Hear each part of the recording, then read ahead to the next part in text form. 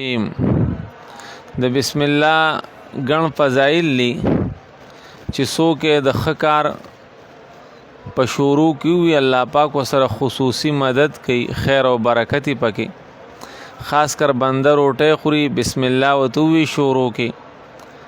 حدیث شریف کې راځي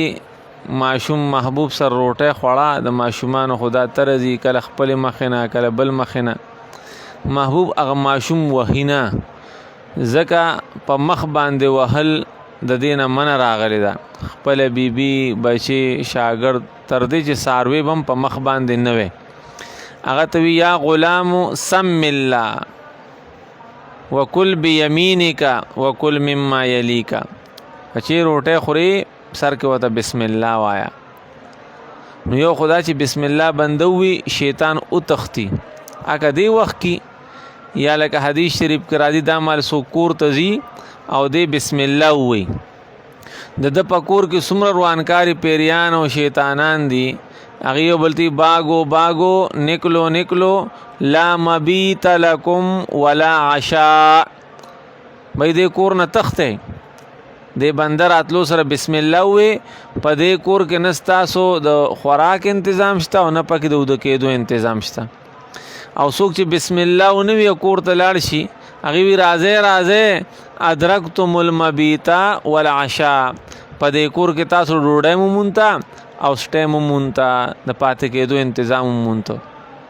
نو که مونږ غواړو چې زمونږ د کور نه شیطانان روانکاري پیریان اوځي نو بسم الله به وایو.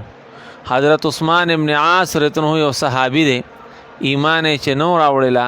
نو راغې نو خوږ پیغمبر پاک صلی الله علیه وسلم ته وی لاس مبارک راړوان دی کې زه بیعت علی الاسلام کوم. چې کله محبوب لاسونه مبارک داسې روان دی کړو نو خپل لاسونه داسې پرچي کړو، هلکه ولې وی یاره جي مانه ډېر ګناهونه شوي دي، هغې به څه کېږي، ورته وی ګوره ان الاسلام یهدم ما کان قبله، چې ته کله اسلام راوړې اب هر څه الله پاک معاف کي تا ته. نو چې د اسلام یې راوړی او سوره د پس راغی یاره جرزه مې خوږېږي، نو ګوره دا د درد دپاره بهترین دم دی.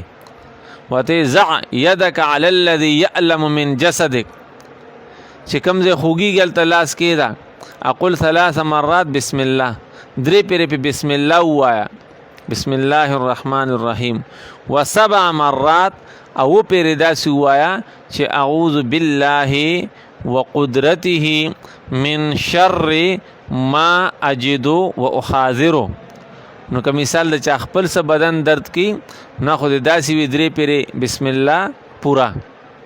و پیرې اعوذ بالله وقدرته من شر ما اجد و احاذره. او که بل بنده باندې دم اچي نو په هغه ځای باندې لاس کیږي او 3 پیرې بسم الله وي او پیرې د داسې وي